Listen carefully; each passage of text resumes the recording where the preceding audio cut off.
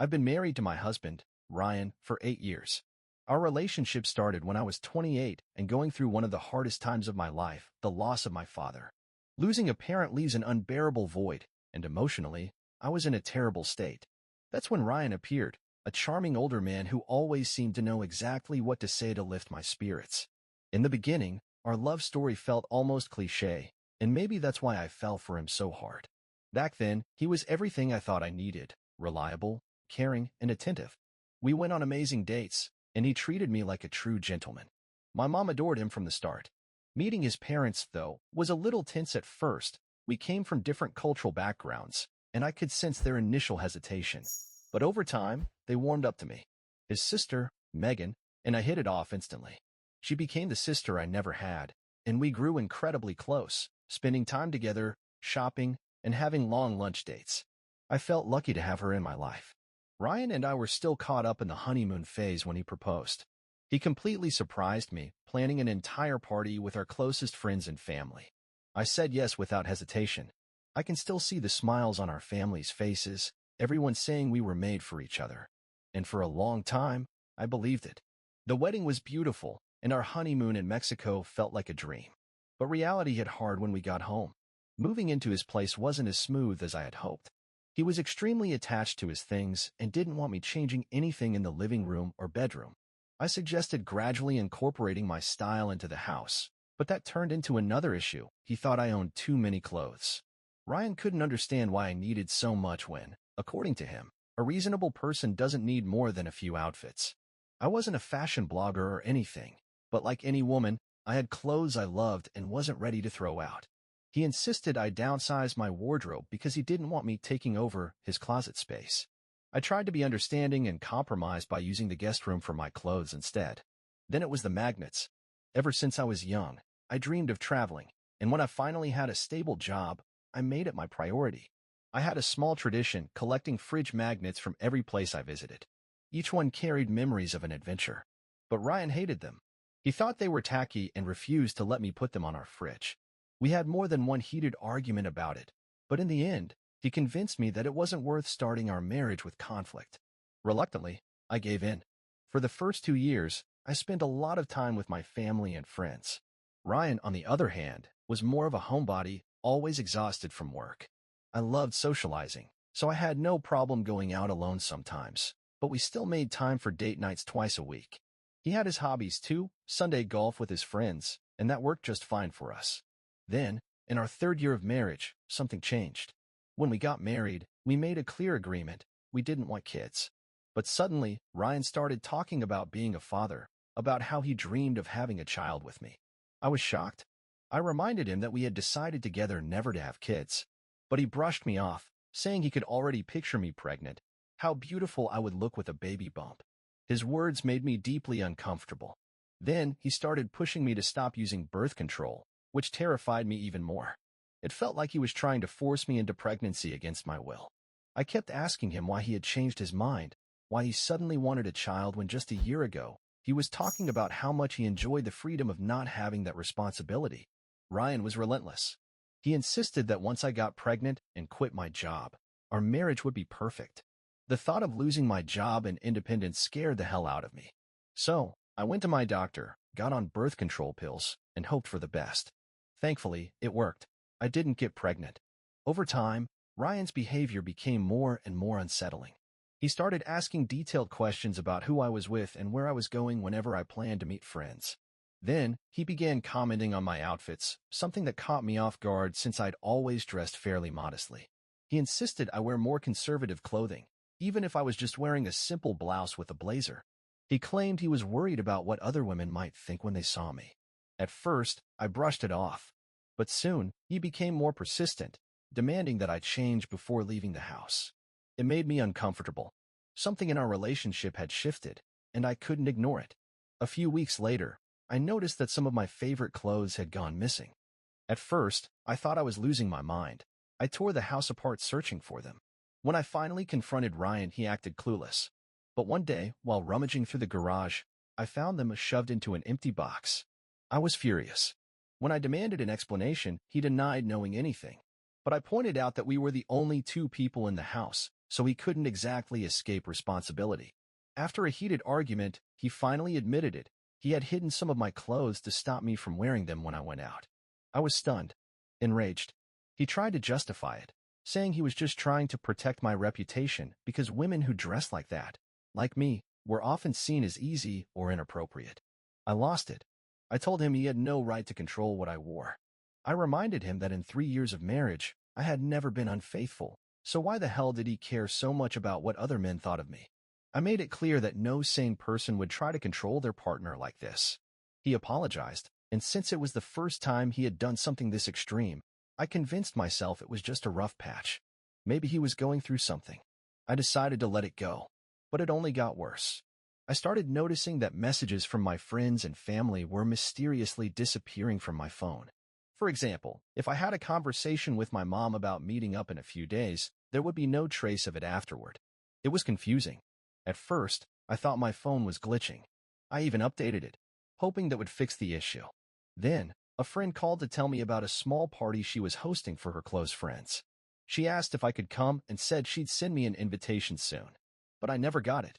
Later, she called again to ask why I hadn't responded. I told her I never received anything.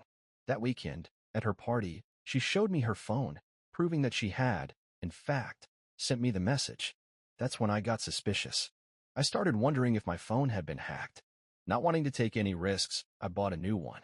But I'm sentimental about my things, so I kept the old one, just in case I could get it fixed.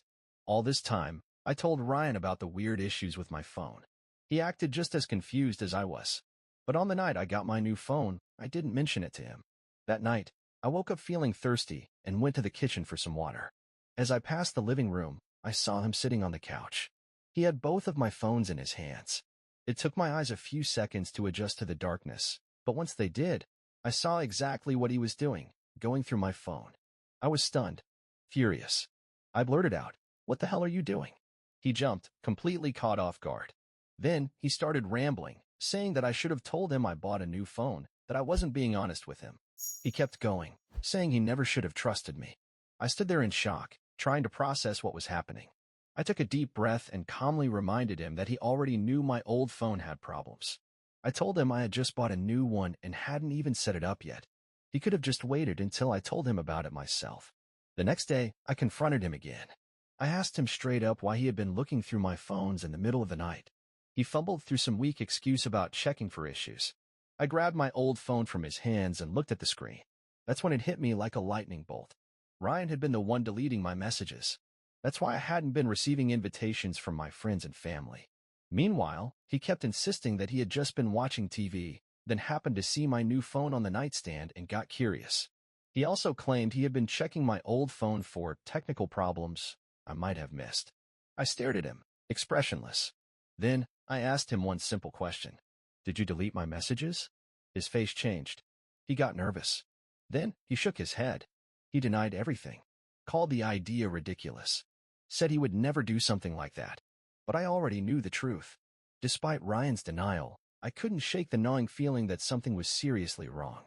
I pointed out the obvious. He had been digging through my messages in the middle of the night, so his lies didn't add up. I couldn't understand why he would do something like this to me. I didn't tell him that because of his actions, I had been missing out on time with my friends and family. The betrayal stung, and I couldn't figure out why he was secretly sabotaging my relationships with the people closest to me. I couldn't even look at him anymore. Disgusted, I decided to trust my instincts. I told Ryan that he had crossed a line, and I needed space. I started packing my bags, intending to stay at my mom's for a while. He begged me not to leave, finally admitting that he had been deleting my messages because he wanted to spend more time with me. I was speechless. How could he justify such an invasion of my privacy, especially when I already spent plenty of time with him? Later, when I told my mom what had happened, she agreed that his behavior was bizarre. But then she said something that made me pause. She told me I was lucky to have a husband who still loved me so much after all these years, even if his actions were wrong. Her words didn't sit right with me. I still felt betrayed. Meanwhile, Ryan kept calling like a maniac, sending me an endless stream of texts. His messages ranged from tearful apologies to outright accusations, claiming I had made him think I was cheating. I kept my phone off for the next few days, trying to clear my head while helping my mom around the house. Part of me knew something was deeply wrong with Ryan, but another part of me didn't know how to deal with it. It felt like I was afraid to admit the truth to myself. Thankfully, Megan came to support me. She was just as shocked as I was about what her brother had done. I know most people would assume she'd take his side, they were siblings, after all. But Megan had always been the kind of woman who stood up for other women.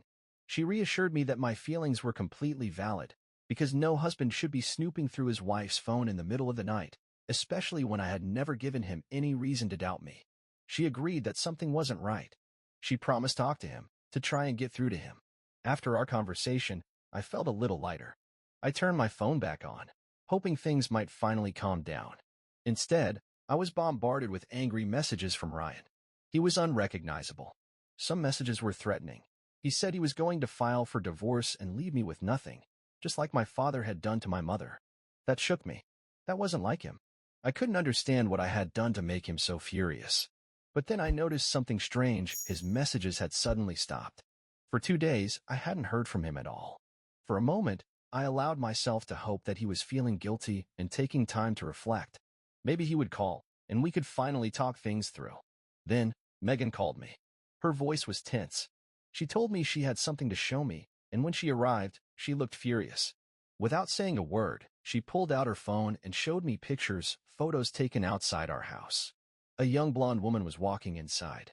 My mind struggled to process what I was seeing. I stared blankly at the images until Megan finally spoke. "Ryan is cheating on you."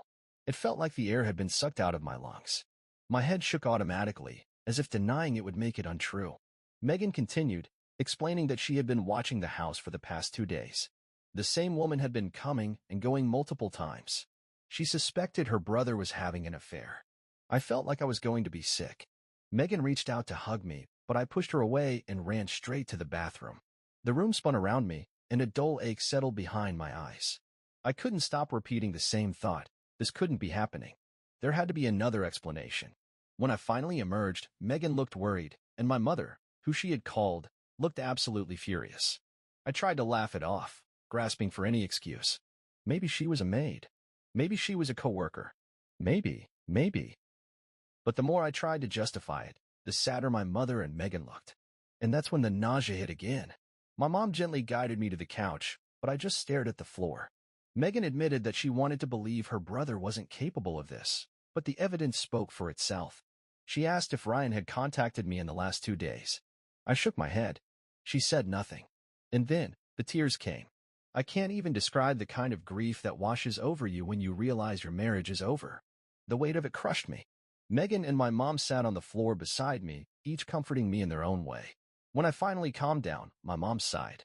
She told me she was sorry. Sorry for hoping that my coward of a husband could change. Then she promised she was going to help me find a damn good divorce lawyer. Megan agreed and said she was going to dig up more information on the mystery woman, anything that might help me in the divorce. I just nodded. I was exhausted. All I wanted was to sleep, to pretend that this was just a bad dream. But like anyone going through betrayal, I woke up with a hollow ache in my chest, and reality settled in like a weight crushing my ribs. The man I had once called the love of my life had betrayed me. Megan sent me the pictures of the woman entering our home. I zoomed in as much as I could, taking in how young she looked. I couldn't believe that my pathetic excuse of a husband, instead of talking to me like a normal person, had decided to crawl into bed with some random girl. It only fueled my rage. If he thought he could do whatever the hell he wanted, and I'd just come crawling back to him, he was in for a rude awakening. I decided I was going to file for divorce and take everything I possibly could from him. Mom and I started searching for the best divorce attorneys in the area, setting up consultations. Megan called constantly to check on me. When I finally chose a lawyer, the first thing he suggested was hiring a private investigator to gather as much evidence as possible. The stronger my case, the better the outcome for me. The investigator wasn't cheap, but I didn't care. If it meant making Ryan regret ever messing with me, it was worth every penny. During this time, Ryan only texted me twice. Both times, he asked if I was ready to apologize. His messages made my blood boil. There was so much I wanted to say to him, but I held back. If I blew up now, he'd catch on to what I was planning. I wanted to see his face when I handed him the divorce papers. Ryan hadn't once bothered to come to my mom's house. In his mind, he still thought he was justified in everything he had done. Meanwhile, my lawyer informed me that the investigator had collected an overwhelming amount of evidence. Ryan's relationship with the younger woman wasn't just a fling. They were meeting up every single day. It was serious, meaning this affair had probably been going on for a long time. Then Megan found something even worse. After hours of digging online, she discovered the woman's name was Georgina. She was only 23. But the real kicker? She had a criminal record. She was wanted in another state for her involvement in a car theft years ago, back when she ran with a gang. My husband was sleeping with a criminal. The realization made my skin crawl. Apparently, she now worked as a stripper. No doubt she had lied to Ryan about her past. Megan and I agreed that Ryan's parents needed to know. So we set up a secret meeting with them, without telling Ryan. When we broke the news, they were stunned. They had no idea we were having problems. Ryan had been lying to them for weeks, telling them everything was fine. Megan showed them the photos of Georgina, and we presented all the additional proof collected by the investigator. Ryan's parents were furious. His mother hugged me and promised that they were on my side. She was disgusted that her son had chosen to have an affair with a stripper, let alone one with a criminal past. Together, we came up with a plan. We were going to catch Ryan in the act. Then I'd hand him the divorce papers myself. My birthday was in a few days, and his parents took matters into their own hands. Right in front of me, they called Ryan and insisted that he throw me a big birthday party so we could all celebrate together. Ryan hesitated, trying to get out of it. He claimed I probably wouldn't want a big event, hoping they wouldn't figure out what was really going on. But his father pushed back, saying that he had already spoken to me and that I had told him exactly how I wanted to celebrate. Ryan was stunned silent when his dad said that. But eventually, he agreed to plan the party. During the entire conversation, he never once mentioned that I no longer lived with him. He never mentioned the other woman, either. Later, he tried to contact me, but I ignored him. Then he texted me, saying he wanted to throw me a party for my birthday and that he hoped we could leave the past behind for the sake of his parents. I played along, pretending like this was all his idea. I told him how sweet it was and that I'd love to celebrate with him. On the day of the party, I walked in with the divorce papers in my bag and a folder of photos from the private investigator. If Ryan tried to deny anything, I was ready. When my mom and I arrived at the house, Ryan didn't even attempt to hug me. He just gave me a stiff, forced smile. We walked into the house and immediately saw that Ryan had put in zero effort to decorate for the party. The place looked like a rundown college dorm. Random gray balloons lazily hung around the living room, which itself was an absolute mess. In the kitchen, a mountain of dirty dishes piled in the sink, and as for food, he had ordered pizza. I almost laughed. Soon, his parents arrived, and Ryan greeted them as if nothing was wrong. We all played along, waiting for the perfect moment to drop the truth on him. Megan showed up next, bringing gifts for me. We all sat around the table, pretending to engage in light-hearted conversation. We cut the cake. Everyone wished me a happy birthday, and for a moment, it felt almost normal. And then Ryan decided to make his big announcement. He stood up, clearing his throat dramatically, and said he had something important to share. He started rambling about how no one knew this, but he had been deeply unhappy in our marriage, that I had emotionally abused him, disregarded his feelings, and manipulated him into doubting himself, that I was never a good wife to him. Then he dropped his proof. He claimed that when he caught me with another phone, it confirmed that I had been cheating on him, that my guilt had driven me to leave him. He let that sit for a moment, clearly expecting everyone to take his side.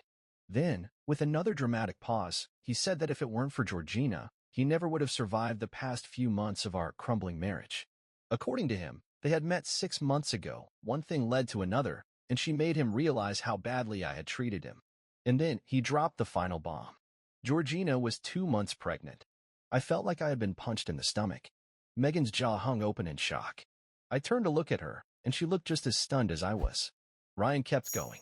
He said I had failed him as a wife, but thankfully he had found someone who truly loved him. He hoped his parents would accept Georgina and welcome her into the family. My mom, who had been holding in her rage all night, finally snapped. She grabbed her glass of Sprite and threw it right in Ryan's face, yelling about what a worthless piece of garbage he was. Ryan recoiled in shock, and Georgina looked terrified. Then Megan jumped in, shouting that the game was over, that we all knew about the affair. She laid out everything we had discovered. She even told him what she had found out about Georgina, though she left out the part about her criminal record for now. The look on Ryan's face was priceless. The color drained from his skin, his mouth opening and closing like a fish out of water. He was panicking, and that was my cue. I pulled out the divorce papers from my coat. walked across the table, and dropped them right in front of him. I looked him dead in the eye and said, "It's over. And now that you've publicly admitted to cheating, I'm taking everything I can." Then, without another word, my mom and I stood up and left, leaving his parents and Megan to rip into him. I was done. Done with him. Done with the drama. On the drive home, my mom kept talking about how proud she was of me, proud that she had raised a strong woman who refused to be treated like trash. I had no idea what Megan and her parents said to Ryan after I left, but whatever it was, it must have been brutal, because he wouldn't stop calling me. The next morning, I woke up to nearly 80 messages from him. He was begging me to come back. He promised to change. He swore he'd go to therapy. He pleaded with me, saying that if I really loved him, I wouldn't give up on us so easily. If you had asked me a year ago if I ever thought I'd divorce Ryan, I would have said no. But everything had changed. I knew I was making the right choice. Even though my mind was firm, my heart still ached. A part of me couldn't ignore the sadness, especially when I saw his desperate messages about how he couldn't live without me, about how he had always dreamed of growing old together. But I couldn't trust my heart anymore. So, I did what needed to be done. I exposed my cheating husband in front of his entire family. I filed for divorce. And I never looked back. Update. I received an overwhelming number of messages from people telling me I shouldn't even consider forgiving this awful man. I hear you. I'm not going back to Ryan. I'll admit, when I wrote that post, I felt guilty, like maybe I was being too harsh. But that guilt is gone now. I won't let his manipulative words get to me anymore. A lot of you suggested I should just block him, but I can't. My lawyer advised me to keep all channels of communication open until the divorce is finalized. Many of you also pointed out that Ryan was probably lying about everything, and that his controlling behavior might have started because he had been cheating all along. Looking back, I think you're absolutely right. Update 2. It's been a few months since my last update.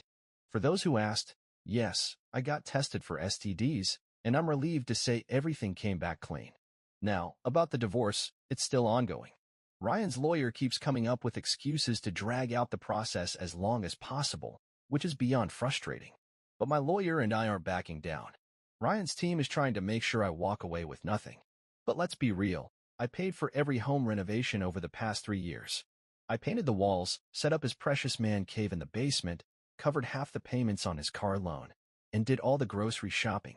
I deserve my share, and we're fighting to make sure I get it. Meanwhile, Megan and Ryan's parents are still in touch with me. Last month, Megan and I met up, and she had some big news. She's engaged. Her wedding is coming up soon, and she's already invited me. I don't know if I should go. I don't want to see Ryan. But Megan insists she wants me there for her big day. She also dropped another bombshell. Ryan and Georgina broke up.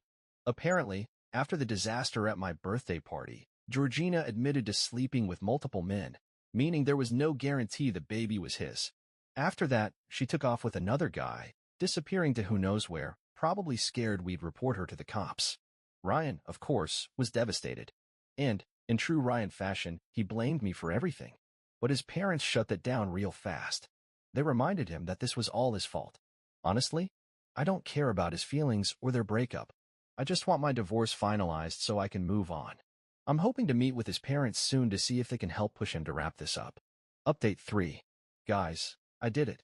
I'm officially divorced. I can't believe I'm finally free.